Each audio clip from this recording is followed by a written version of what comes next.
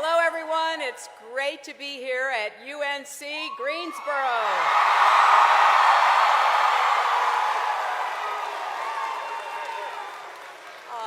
I want to thank Martha for that wonderful introduction. It means so much to have her here, along with her wonderful daughter, Sarah, and her mother, Barbara. And the story she told is really one that motivates me every day, because it is kids like Sarah that led me to politics in the first place, to try to make our country and our world better for them. So to see Sarah grown up and thriving is very special, and your whole family's support really means the world to me. Thank you, Martha, Sarah, Barbara. I have to say, it's great to be back on the campaign trail.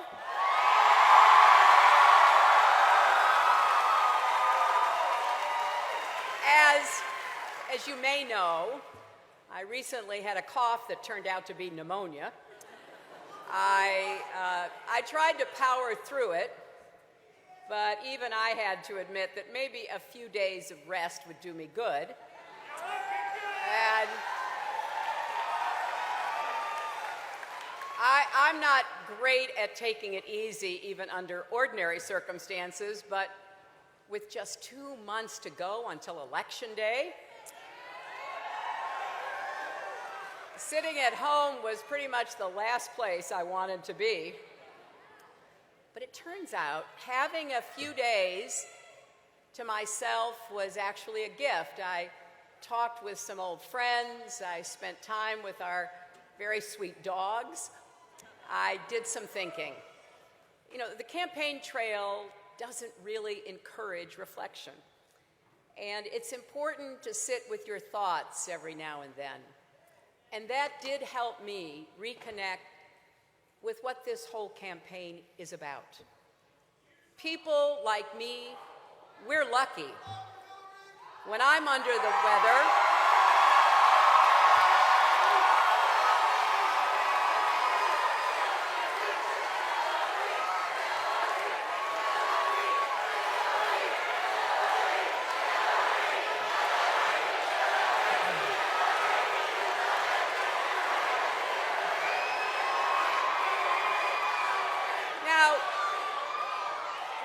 I just want to have a conversation, and other people can wave their arms and their signs, but I want you to think with me for a minute about how I certainly feel lucky. When I'm under the weather, I can afford to take a few days off. Millions of Americans can't. They either go to work sick or they lose a paycheck, don't they? Lots of Americans still don't even have insurance, or they do, but it's too expensive for them to actually use. So they toss back some Tylenols, they chug orange juice, and they hope that the cough or the virus goes away on its own.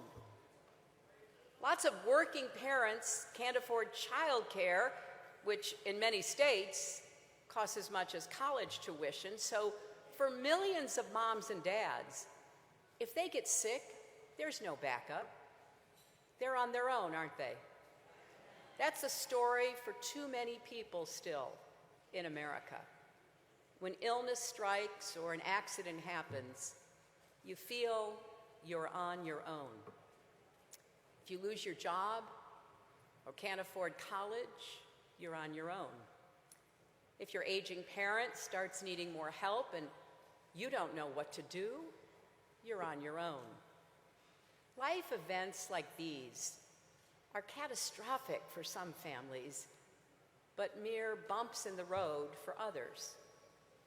I have met so many people living on a razor's edge, one illness away from losing their job, one paycheck away from losing their home. And that goes against everything we stand for as Americans, because some things should not come down to luck. Some things should be within reach for everyone, no matter what.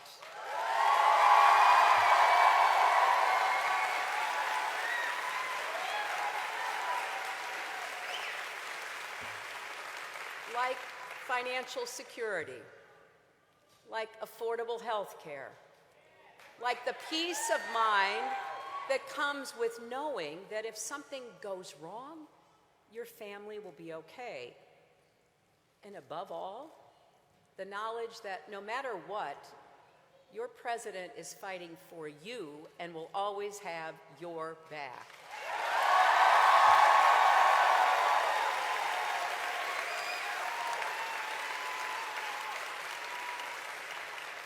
That right there, that's why I got into this race. I am running for everyone working hard to support their families. Everyone who's been knocked down but gets back up.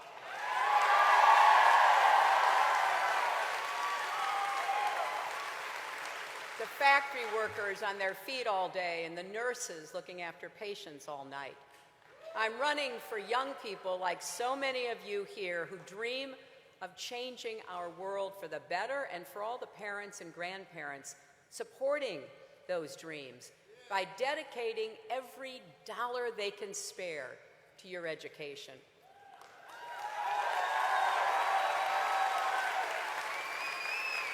I'm running for the LGBT teenager here in North Carolina who sees your governor sign a bill legalizing discrimination and suddenly feels like a second-class citizen.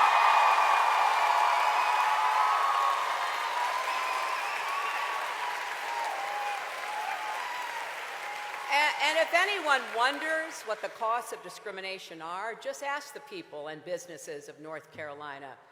Look at what's happening with the NCAA and the ACC. This is where bigotry leads, and we can't afford it, not here, not anywhere else in America.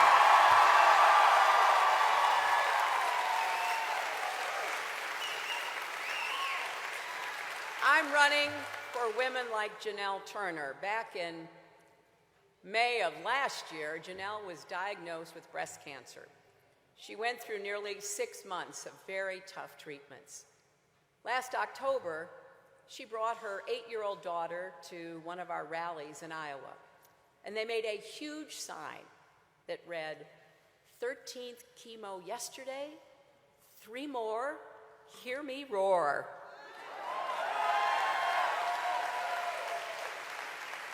Wouldn't you want to meet the woman behind that sign? Well, I sure did. So we got talking and we stayed in touch.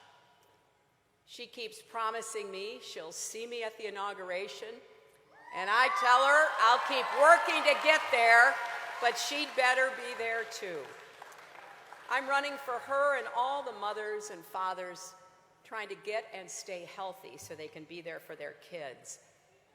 But perhaps most of all, I'm running for those kids.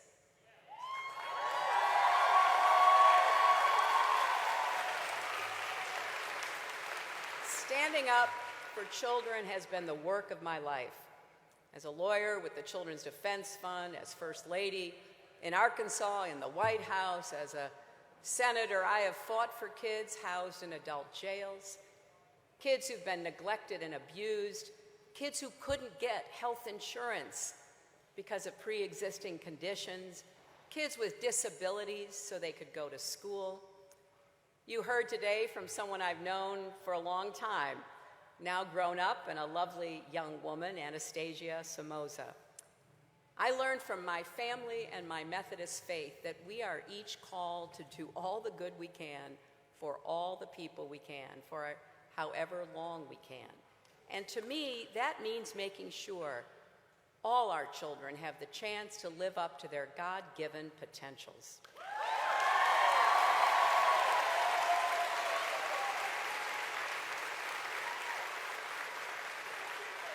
So when I meet a little girl in Nevada, terrified that her parents are going to be deported, it hits me right in the gut.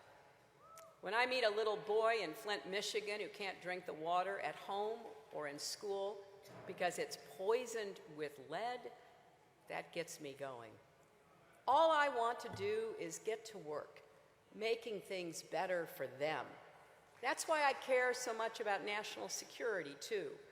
I want to give our kids a safer world. To me, that means a world with strong allies, more friends, fewer enemies, and fewer nuclear weapons.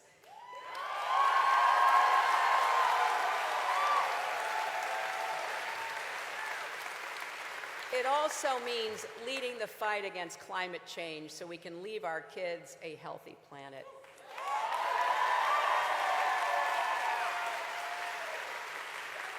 My opponent in this race disagrees with me on every one of these fronts.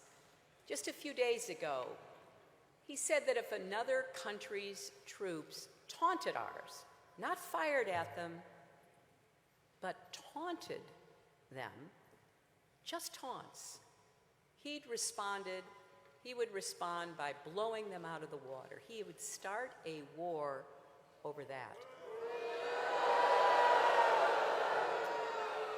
That is just one more reason, my friends, why the stakes in this election are as high as any in our lifetimes.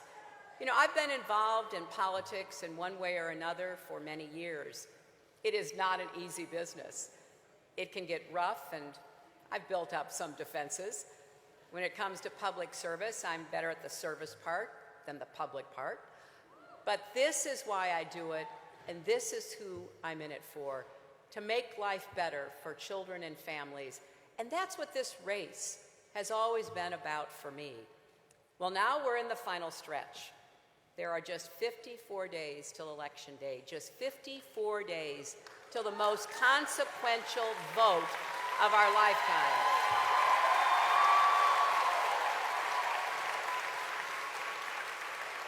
And just a little more than a month until early voting starts here in North Carolina. Let's make these days count, particularly here, because you know what your governor and legislature tried to do. Make it harder for young people to vote, harder for people of color, harder for people with disabilities, harder for the elderly.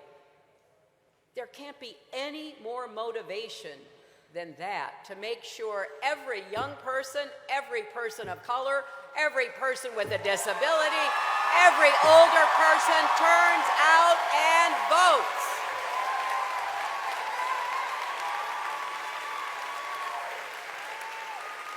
So in these final days, let's try to tune out all the chatter and the nonstop analysis that doesn't often have much to do with what the next president has to do to create good jobs, to create opportunity, to make it possible for every young person to afford to go to college or get the skills that you need for the jobs of the future.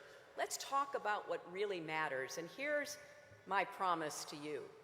I'm going to close my campaign the way I began my career and the way I will serve as your president should you give me that great honor. Focused on opportunities for kids and fairness for families. Next week, I'll go to Philadelphia to talk about challenges facing our young people. In Florida, to focus on building an economy that welcomes everyone's contributions, including people with disabilities. Then I'll be back here in North Carolina to meet with more working families. From now until November 8th, everywhere I go, I'm going to talk about my ideas for our country.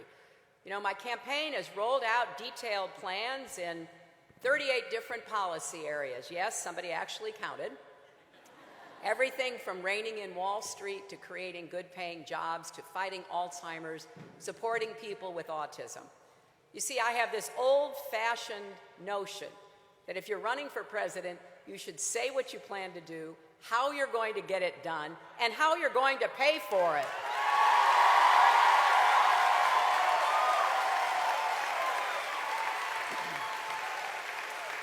You can read it all on my website, HillaryClinton.com. We even put it in a new book called, you guessed it, Stronger Together. Get a copy of it because it tells you everything Tim Kaine and I intend to do. Now, like a lot of women, I have a tendency to over-prepare. I sweat the details, whether we're talking about the exact level of lead in the water in Flint, or how many North Carolina kids are in early enrichment programs, or the precise interest rate on your student loans right down to the decimal. Because you know what? It's not a detail if it's your kid. It's not a detail if it's your family. It's a big deal. And it should be a big deal to your president.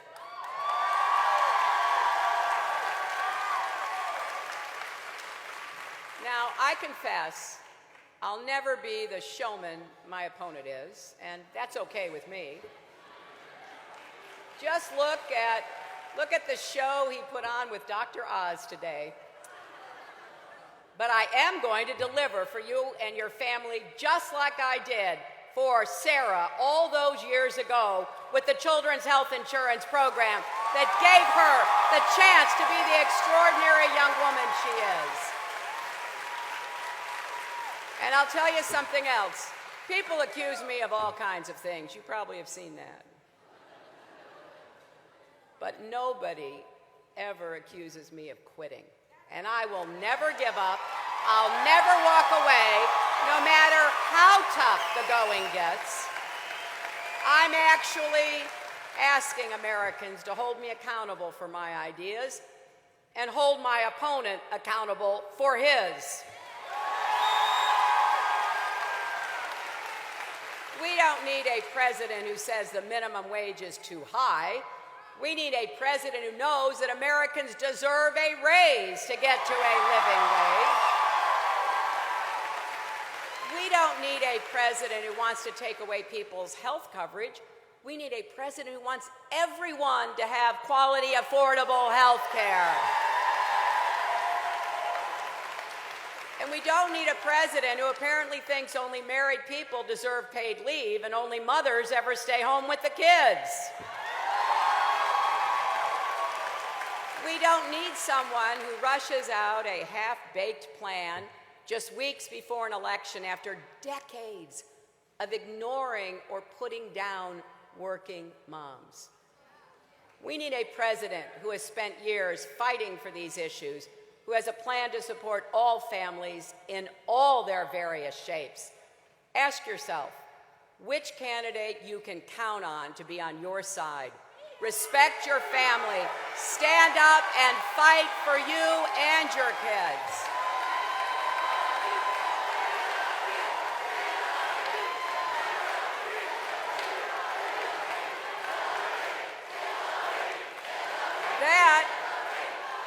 That is who you should vote for on November 8th, because as Michelle Obama said in her fabulous speech at the Democratic Convention, when we go to the polls this November, the real choice isn't between Democrat or Republican. It's about who will have the power to shape our children for the next 4 years of their lives. It's also about the kind of country we want to be and what we want to leave behind for future generations.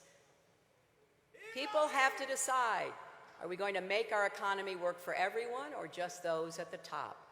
Are we going to bring people together or pit Americans against each other and rip our country apart? Are we going to work with our allies to keep us safe? Or are we going to put a loose cannon in charge who would risk everything generations of Americans have worked so hard to build? Now, I have a lot of confidence in the American people and in our country. My opponent keeps running us down, saying we're weak, a disaster, an embarrassment.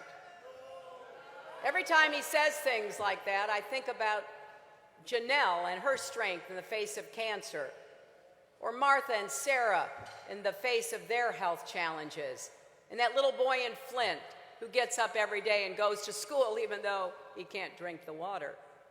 See, my opponent has America all wrong. There's nothing we can't do when we come together as one nation, set big goals, and pursue them.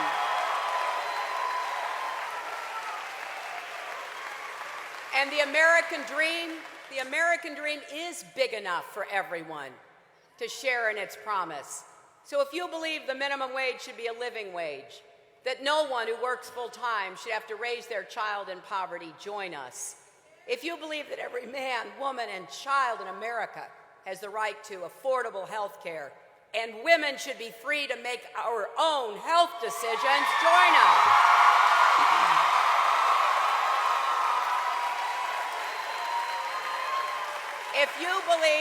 If you believe your working mother, wife, sister, or daughter deserves equal pay, then join us.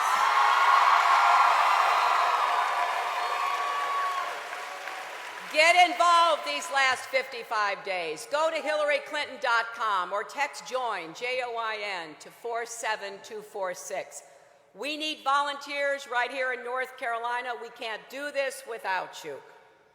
And remember, the presidential race isn't the only one this fall. We've got a lot of important statewide races. Let's come together and send Deborah Ross to represent the people in the Senate. Starting on October 20th, you can register and vote early at the same time at any one-stop early voting site in your county. So the heat is on. Spread the word. Tell your friends, your family, your neighbors. If you share our vision for America's future, come be part of helping us shape it. We do not have a minute to lose. We have so many blessings. Now it's our job to deliver on those and to make sure every single person, and particularly every child, no matter who they are, what they look like, or who they love, is part of the American dream now and way into the future. Let that be our message. Let that be our mission. Please come out and help us fight. Fight for you, fight for our children, fight for our families. Let's make America all that it should be. Thank you, and God bless you.